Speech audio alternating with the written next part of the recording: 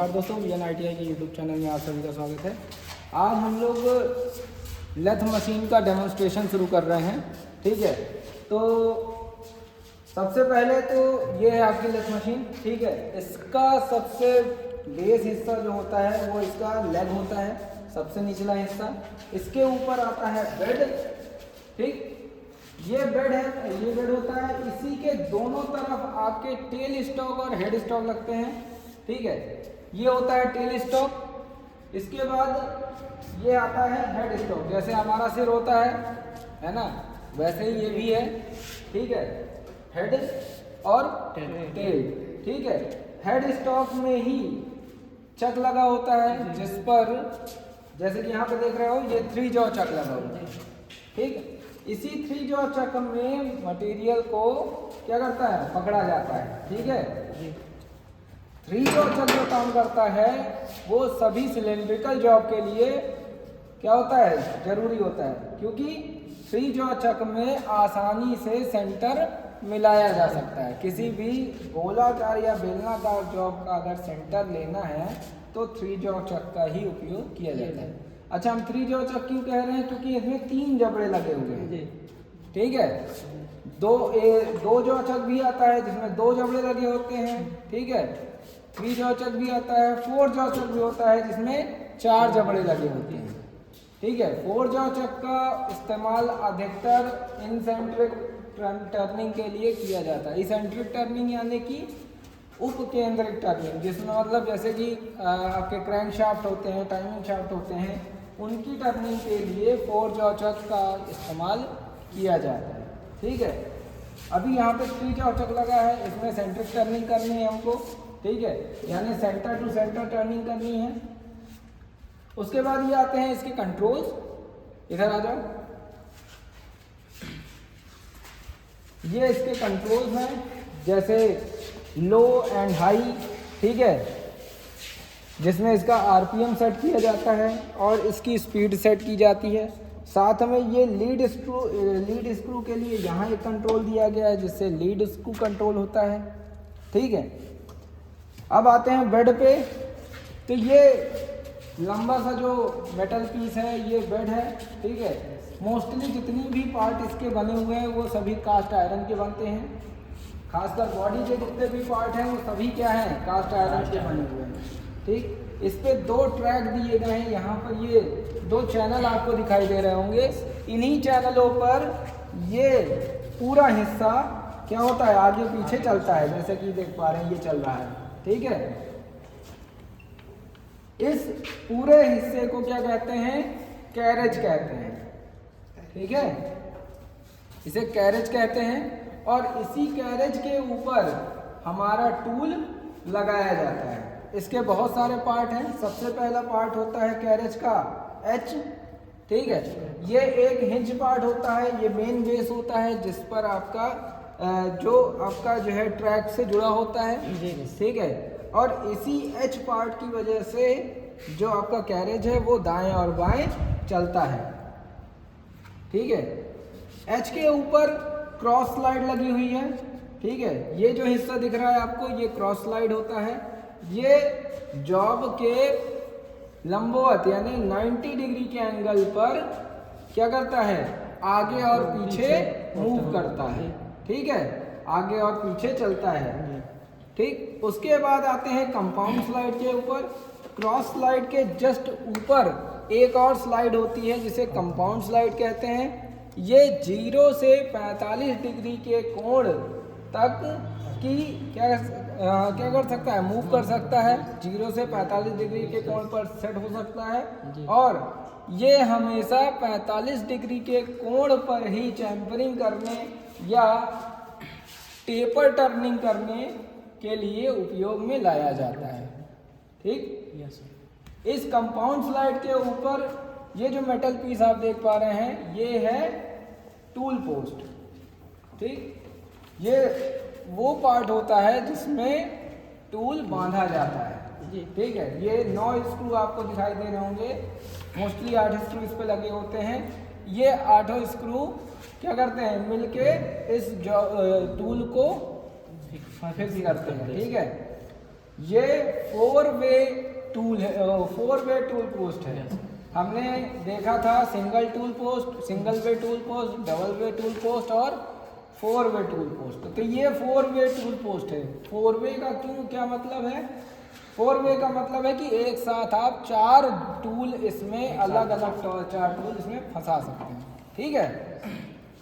जब 4 वे tool post होता है तो वहाँ उसका एक लीड स्क्रू होता है, यानी कि सेंटर स्क्रू होता है, जिससे पूरा का पूरा टूल पोस्ट बांधा जाता है। तो ये होता है सेंटर स्क्रू और ये होता है इसका लीवर। इसको जब हम आप खोलते हैं, ये खुल गया। अब इससे हम किसी भी अलग एंगल या किसी भी दूसरे टूल को हम सेट कर सकते हैं। ठीक, और इसको फिर से टाइट कर सकते हैं। समझ में आ गई है जी। इसके बाद आते हैं, देखिए क्रॉस स्लाइड, कंपाउंड स्लाइड पे। तो कंपाउंड स्लाइड को कंट्रोल करने के लिए ये व्हील दिया होता है छोटा सा। ठीक, उसके बाद नीचे आते हैं क्रॉस स्लाइड को। क्रॉस स्लाइड को कंट्रोल करने के लिए ये व्हील दिया होता है और पूरे एच को कंट्रोल करने के लिए बड़ा वाला व्हील दिया होता है।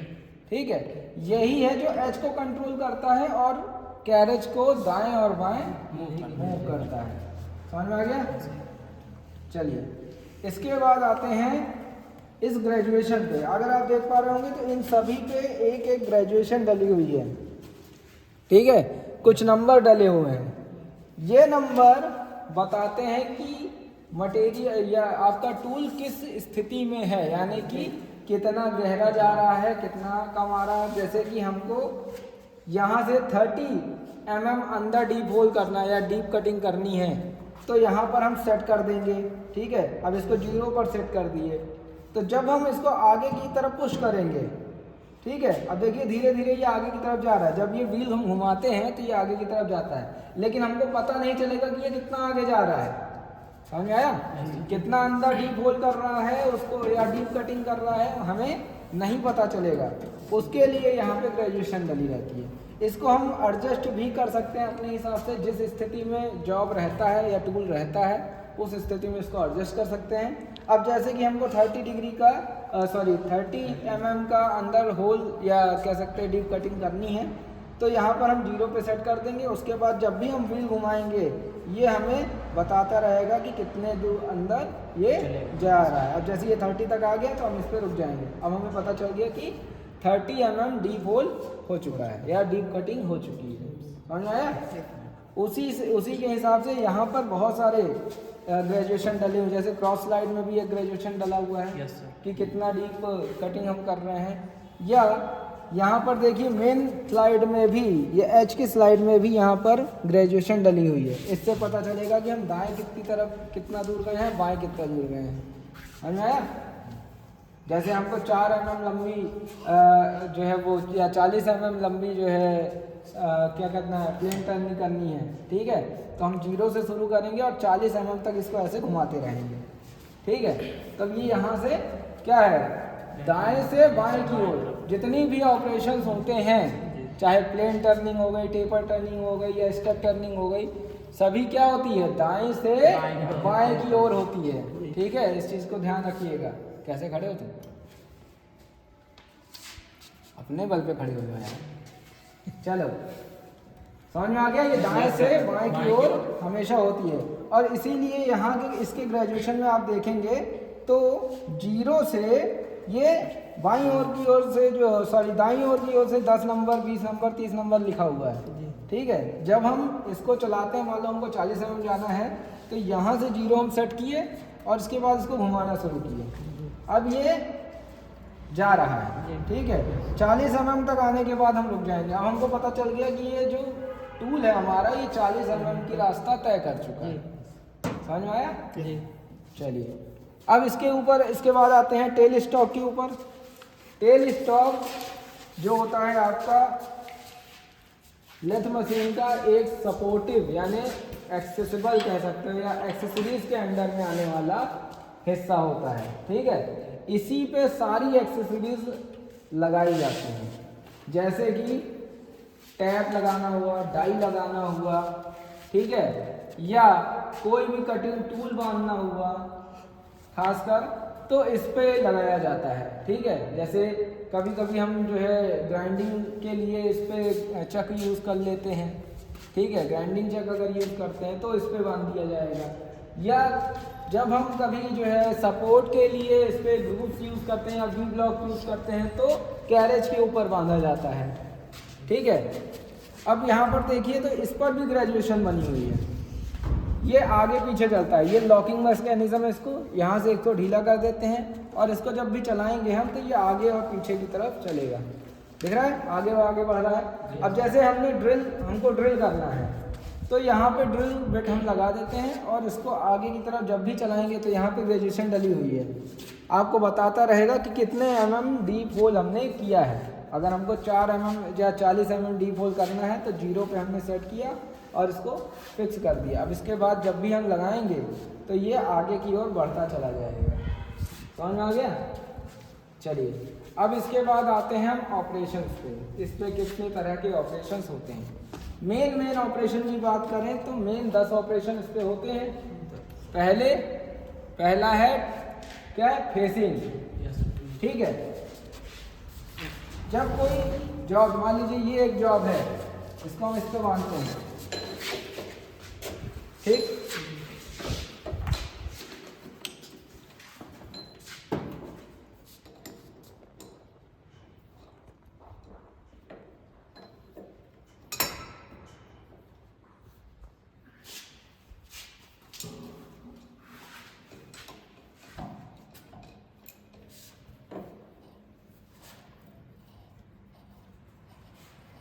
मान लीजिए इसको हमने बांध दिया। ठीक है,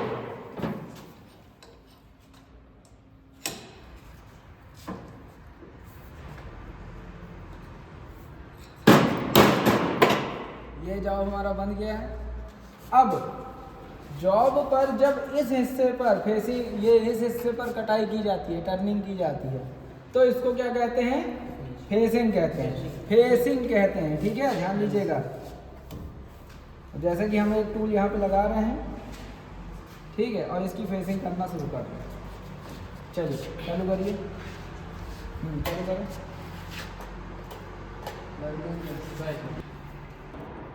यहाँ पर जितनी भी टर्निंग होती है, जैसे कि हमें यहाँ पर ले आए, ठीक है, कैरेज को हमने यहाँ पे सेट किया और क्रॉस स्लाइड को आगे की तरफ बढ़ाएंगे। ठीक है, क्रॉस स्लाइड आगे की तरफ बढ़ रहा है। अब यहाँ पर जो ये कटिंग होगी, ठीक है, दिख रहा है आपको? ठीक है, अब अगर ये घूम रहा होता तो अभी प्रॉपर कटिंग समझ में आती है, लेकिन यहाँ पर अभी अब जैसे ये चलाते हैं हम तो आगे की तरफ केवल इस हिस्से को ही फेस करेगा, इस हिस्से को ही काटेगा। ठीक है, ये जब कटिंग की जाएगी तब ये कहलाएगा लाइट आ गई। चालू करिए। हाँ, जैसे कि अभी जॉब चालू हो गया है ना, मशीन चालू हो गई है। अब देखिए हम फेसिंग करना शुरू कर रहे हैं।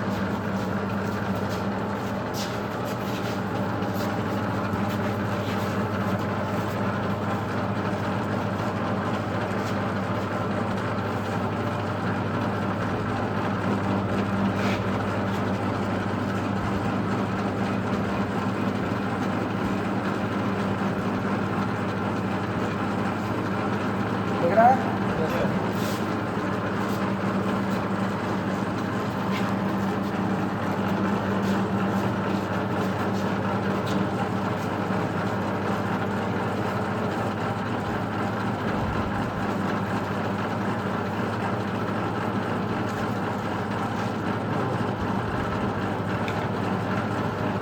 एक समतल सतह आपको मिल गई।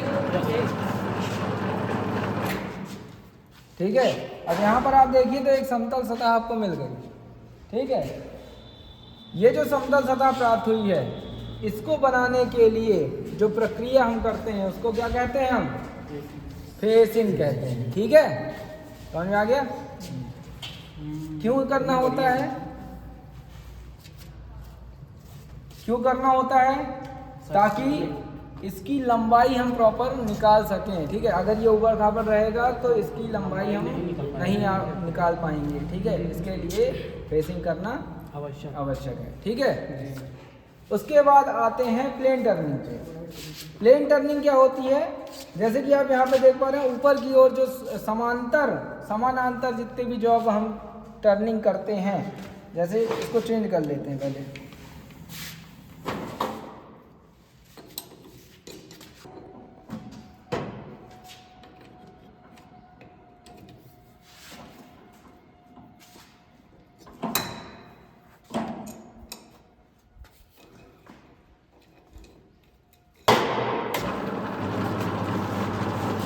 देखिए अब हम जब यहाँ से यहाँ तक की फेसिंग करेंगे, ठीक है, यहाँ से यहाँ तक की जब कटिंग करेंगे तो उसे क्या कहेंगे हम? प्लेन टर्निंग कहेंगे।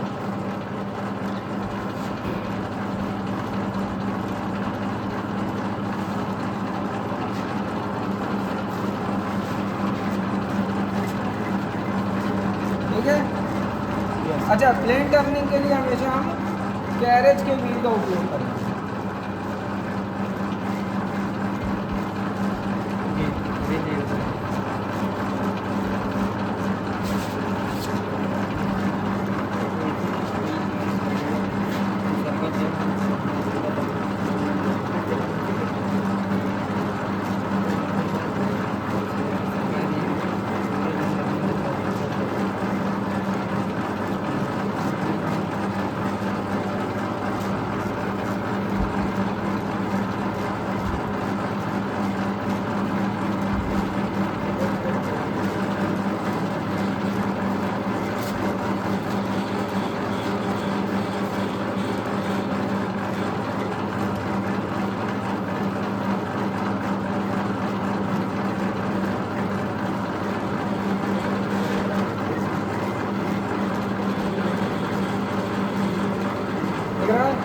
पूरी टर्निंग हो रही है।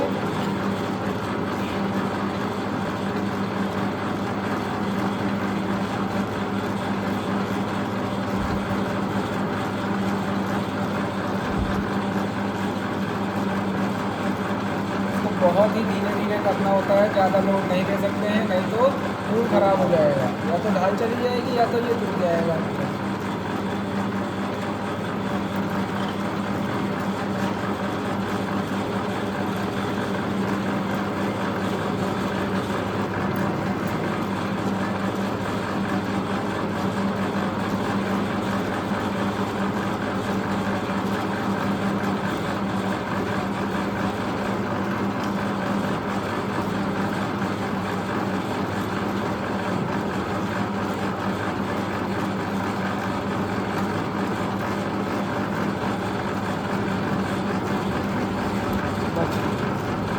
ठीक है।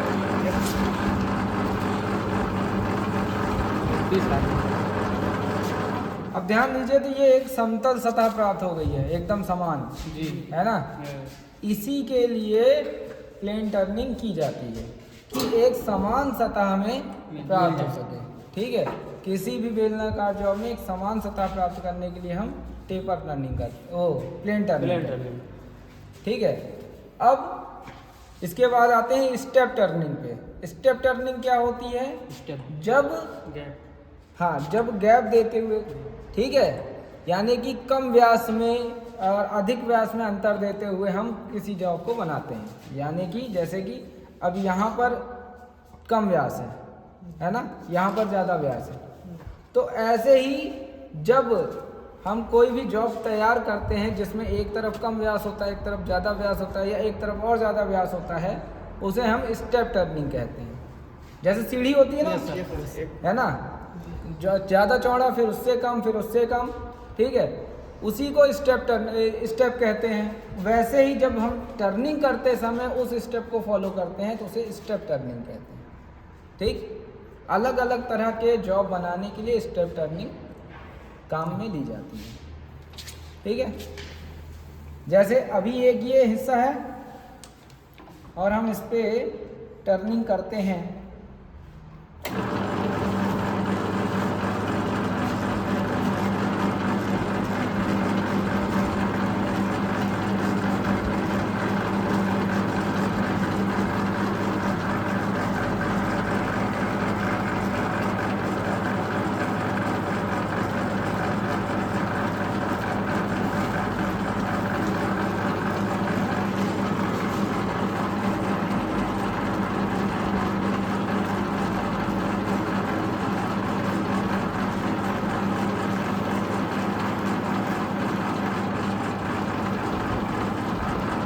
देखिए इसमें 2 स्टेप अब तैयार हो गए, है ना। एक का व्यास कम है, एक का व्यास ज़्यादा है, ठीक है। ये जो टर्निंग कहलाएगी, ये क्या कहलाएगी? स्टेप टर्निंग कहलाएगी, ठीक। अब टेपर टर्निंग के बारे में समझते हैं। जैसे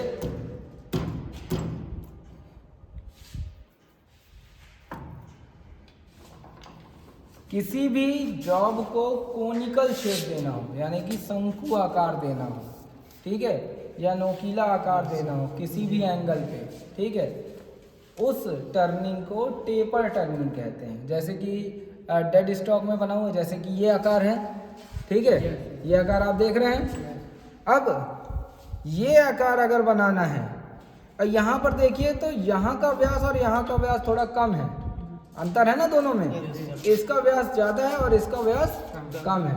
तो ऐसा शेप अगर बनाना हो तो हम जो टर्निंग करते हैं ऐसे शेप बनाने के लिए उसे कहेंगे हम टेपर टर्निंग, ठीक है।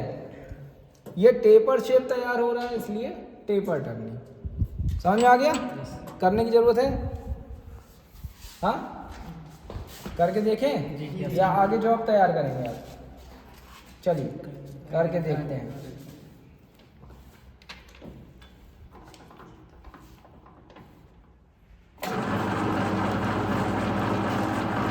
इसके लिए या तो टूल को तिरछा कर लो, किसी एंगल पे सेट कर लो, या तो कंपाउंड स्लाइड का उपयोग करो, ठीक है। जैसे हम लोग कंपाउंड स्लाइड का भी उपयोग करते हैं।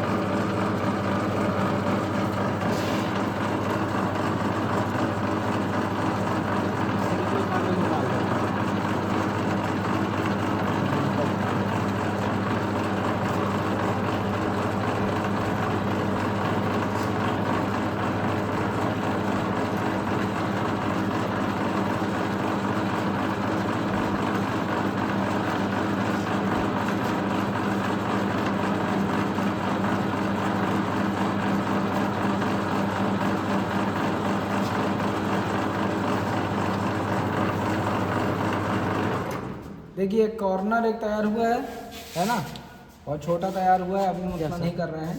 ये कॉर्नर जो तैयार हुआ है इसी को हम टेपर टर्निंग कहेंगे। एक शंकु का आकार तैयार होता है। अब इसको किसी भी एंगल पे कर सकते हैं। मिनिमम इसका एंगल होता है 3 mm और मैक्सिमम 35 से 60 mm, ठीक है।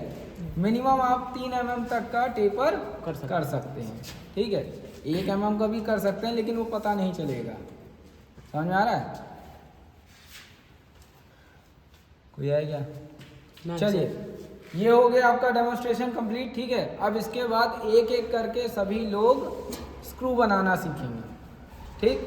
तो स्क्रू बनाने के लिए हम सबसे पहले स्टेप टर्निंग करते हैं। इसको हम करके आपको दिखा दे रहे हैं स्क्रू कैसे बनेगा, ठीक है। तो पहले हमने क्या किया, फेसिंग किया, फिर उसके बाद प्लेन टर्निंग किया, ठीक है। अब जैसे जॉब ये तैयार है फेसिंग और प्लेन टर्निंग के बाद, ठीक। तो ये एक्सेस मटेरियल पहले हम काट के हटा देते हैं। हमेशा थोड़ा थोड़ा मटेरियल हटाएंगे, पूरा मटेरियल नहीं हटा सकते क्योंकि मशीन पे लोड, तो टूल पे लोड पड़ेगा ज़्यादा और टूल टूट सकता है, ठीक है। अब जैसे थोड़ा थोड़ा मटेरियल करके हम हटाएंगे।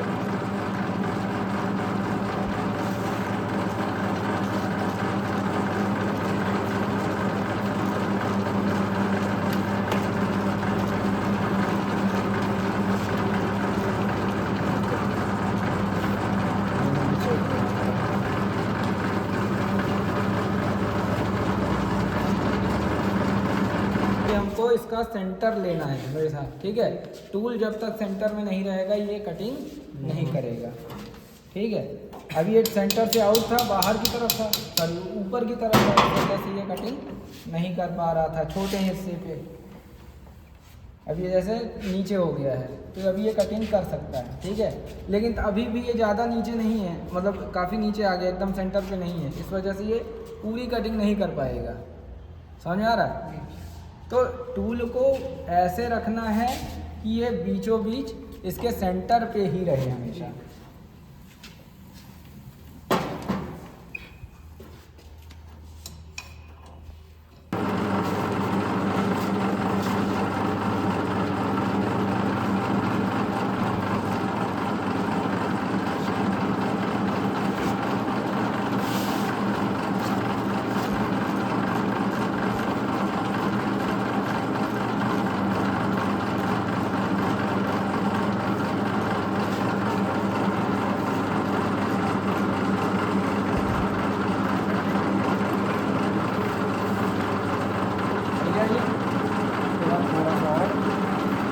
करते करते हम कितना हिस्सा काटेंगे उसका, ठीक है। हमेशा धीरे धीरे ही काटना होता है, ज़्यादा चौड़ाई में नहीं काट सकते, नहीं तो लोड पड़ेगा मशीन।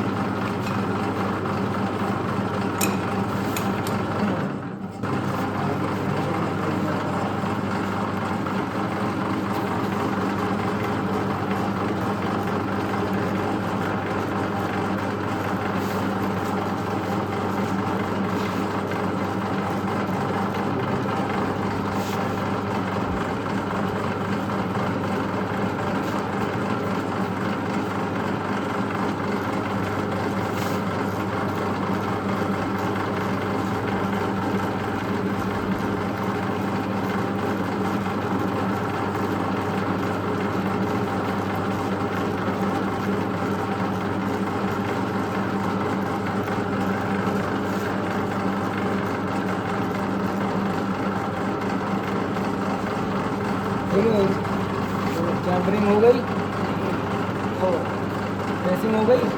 अब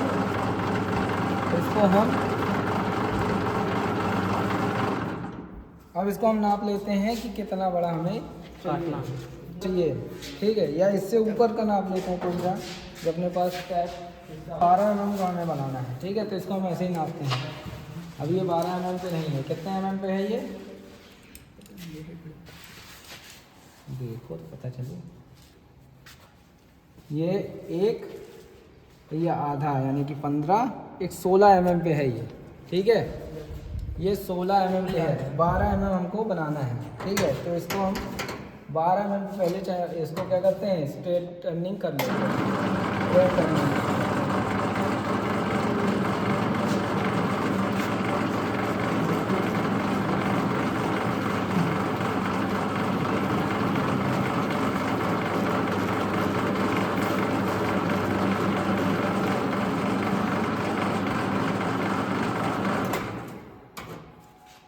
ये जो नया फेस बना है इसको नाप लेते हैं, ये कितना है, 12 आ रहा है कि नहीं। देखिए जैसे कि ये 13 आ रहा है, ये थोड़ा सा और हम इसको सेट करेंगे।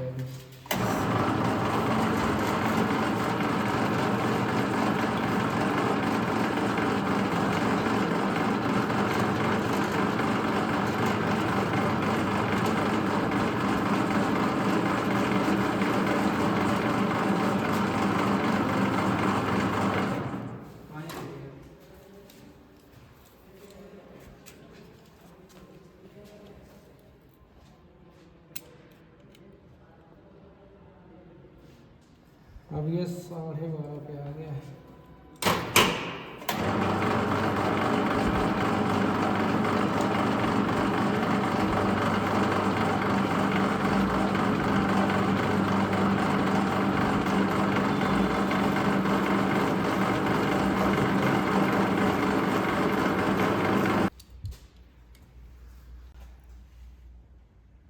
ये आ गया 11:30 आ गया।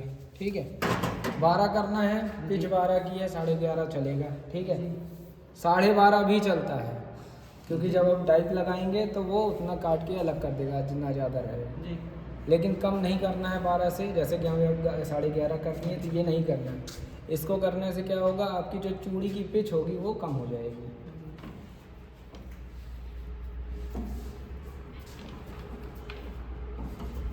चलिए, तो इसका हम क्या करते हैं, स्ट्रेट करना शुरू करते हैं। तो करो, इसको बस खाली घुमाना है सीधा, लोड ज़्यादा मत दो, हल्का हल्का करके घुमाना। चलिए,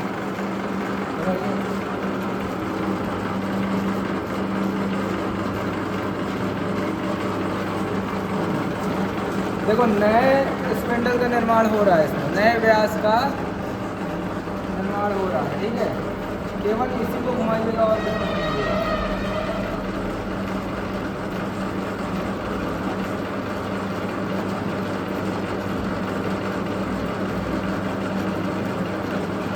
धीरे धीरे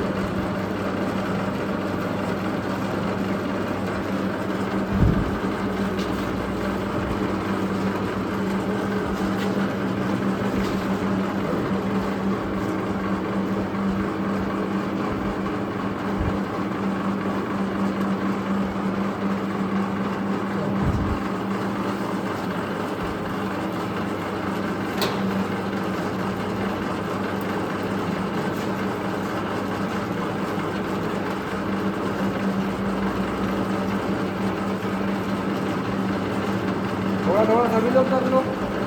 चलिए, आप छोड़िए, मुझे दीजिए।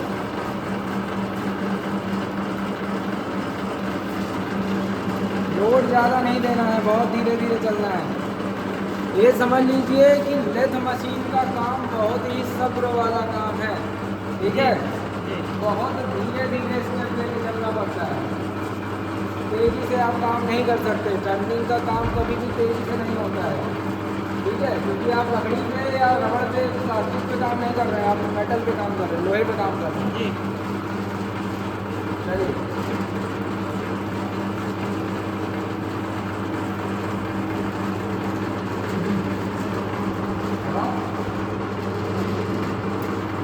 निकलते रहना चाहिए पीछे। ठीक है,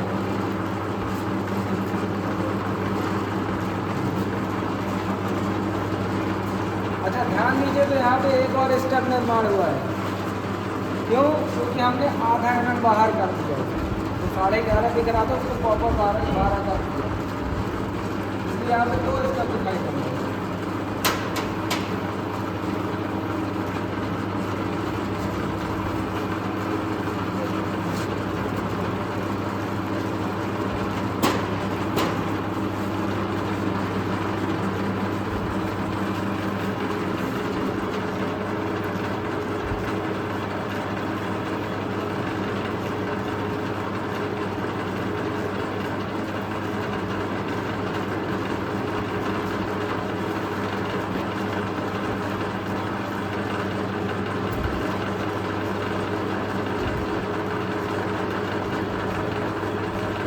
किसी और ले लीजिए।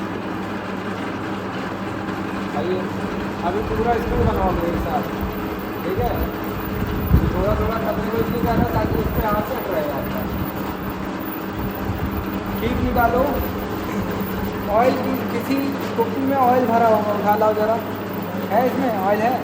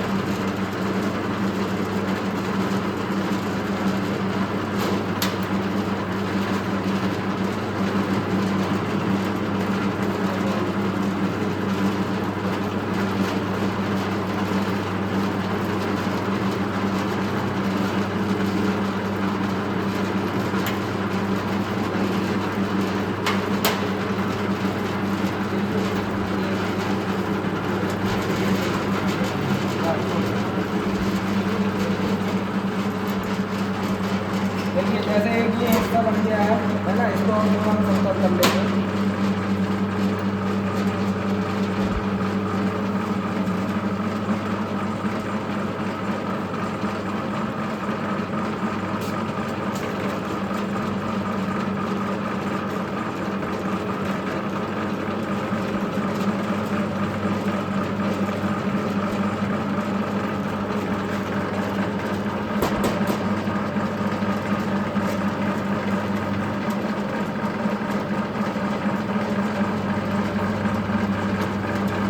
इसे रफ करने कहते हैं। देखो इसमें माइनिंग है बहुत सारी, ठीक है।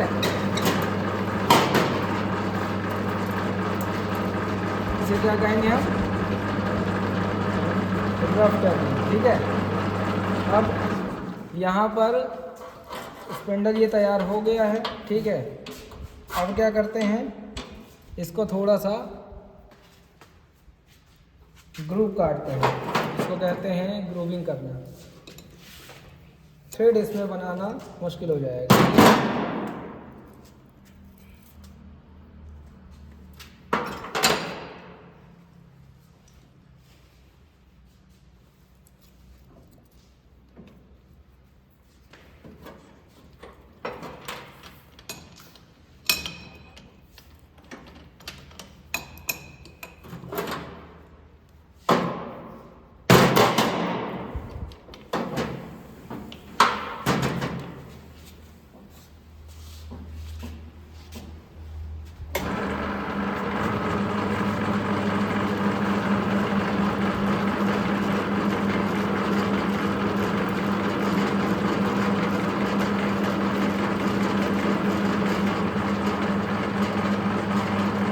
बन गई, ठीक है। इसको थोड़ा सा क्या करेंगे हम, चैम्फर कर देंगे।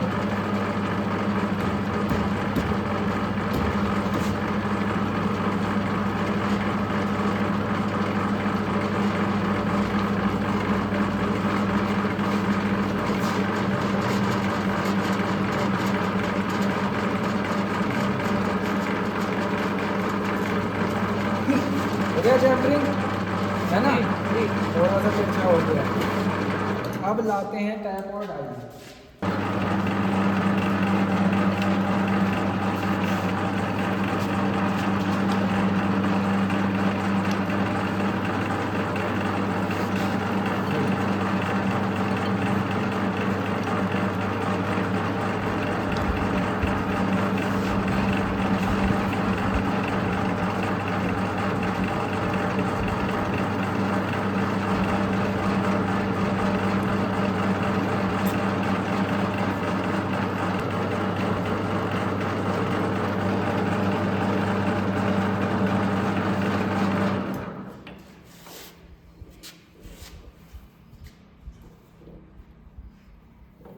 इस तरह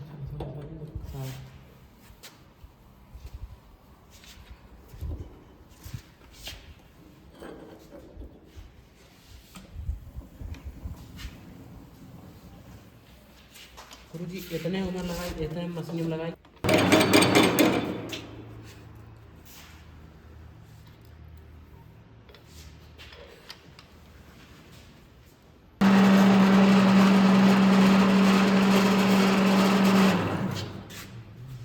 हो गया जी जी।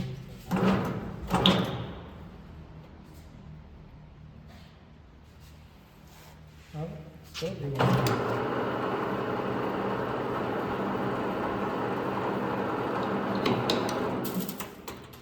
ठीक है। अच्छा, बड़ी अगर रहता है, हमने आपसे बताया था इसकी फाइलिंग भी ज़रूरी है। चाहे आप फाइल से फाइलिंग कर लीजिए, चाहे कोई फिनिशिंग टूल लगा के फाइलिंग कर वो फिनिशिंग कर लीजिए। फाइनल फिनिशिंग की बात कर रहे हैं, तो फाइल लगा के कैसे फाइनल फिनिशिंग की जाती है, ऐसे इसको खाली आगे की ओर धीरे धीरे बढ़ाना है, ठीक है।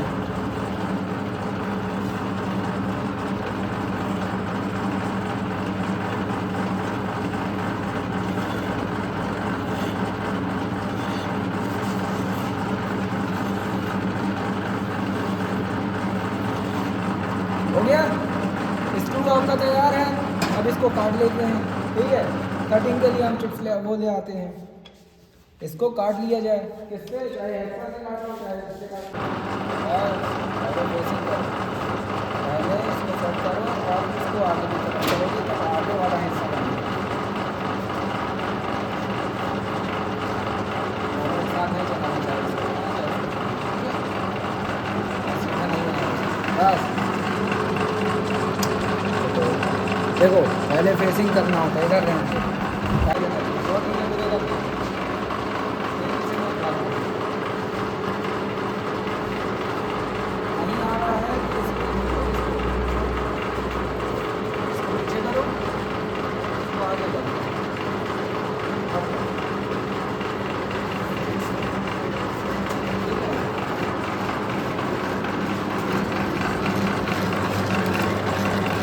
चलो इनकी भी वीडियो लेते रहो ना, बच्चे का चाहिए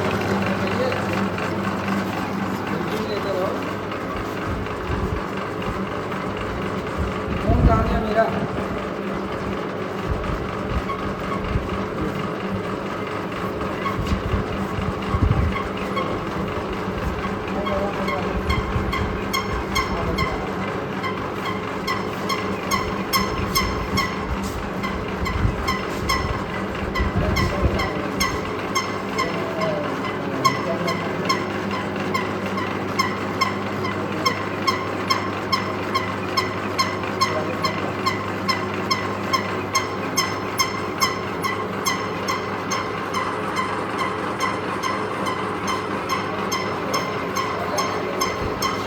रुकिए रुकिए।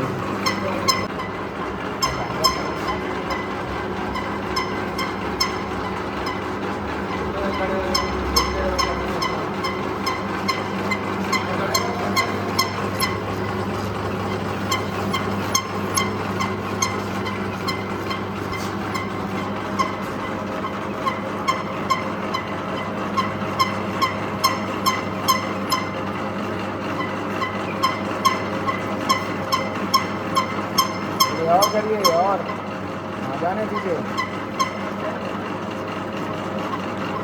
देखिए जब भी आगे बढ़ता है आवाज़ बंद हो जाती है, आवाज़ आनी नहीं चाहिए, ठीक है।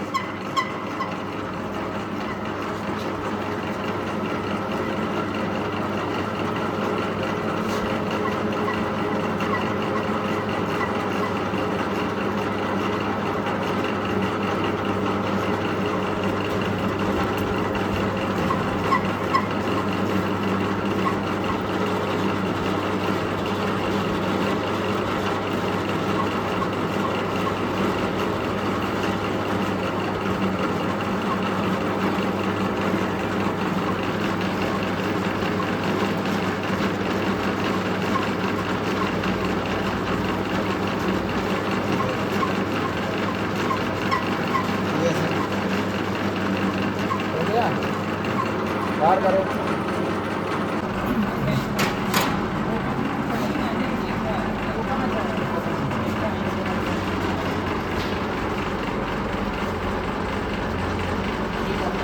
थोड़ा थोड़ा छोड़ो, बहुत ज़्यादा लंबा है, ठीक है। मैंने निशान तो लगा ही लिया है, इसको कम कर दो, कम करो।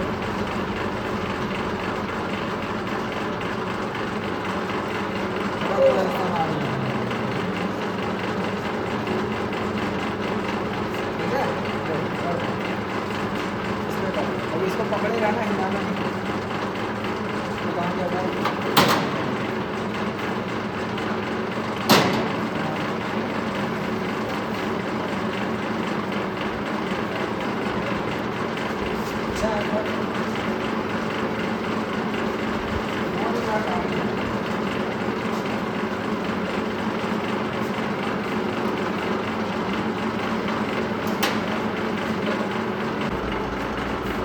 भाई प्रोडक्ट साहब अभी आ रहे हैं देखने, हमने अभी एक सैंपल उनको दिखाया है ये वाला।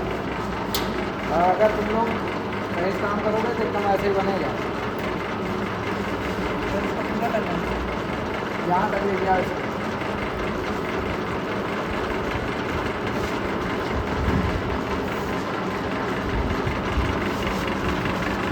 इसको मत छूना, इधर वाला, हाँ पकड़े रहो, चाहे मुँह में ना था।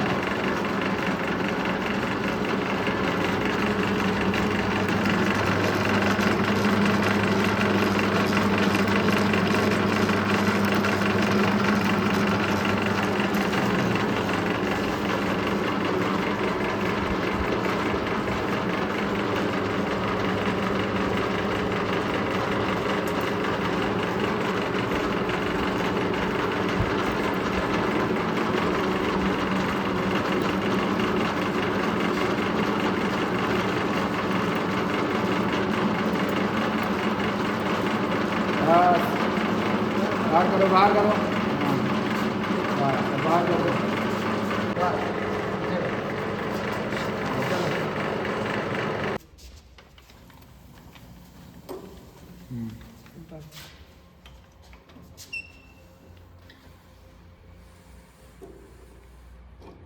उल्टी डाई पकड़े हो गया इधर से रुको। चैम्परिंग नहीं हुई है ना, पहले चैम्परिंग करो इसकी। पहले वो उठाओ, फाइल उठाओ, फाइल उठाओ आगे से इसको तिरछा करो।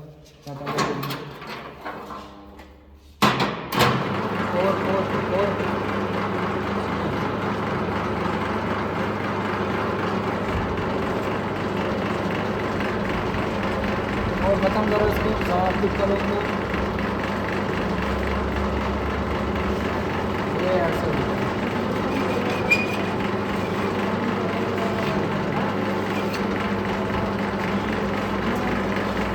सीधा तो कर रहा था, ताले डिग्री एंगल को कम करना। हो गया लाओ।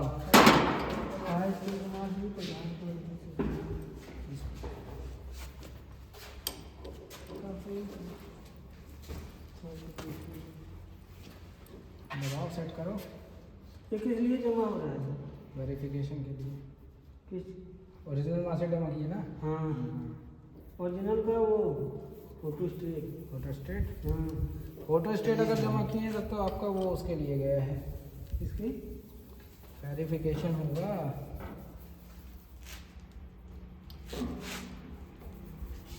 कभी ओरिजिनल भी जमा होती है।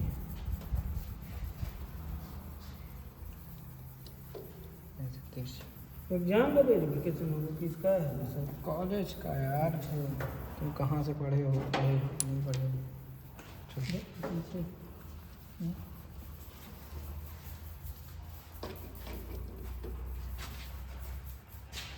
इसी से वो भी हो जाएगा फॉर्म ना सर, मास्टर डाटा।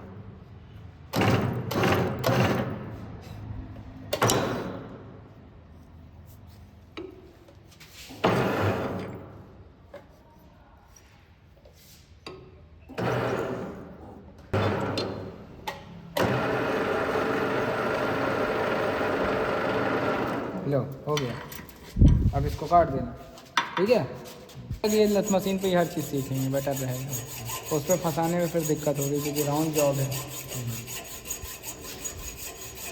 दोनों हाथ से पकड़ो, नहीं पकड़ लेना।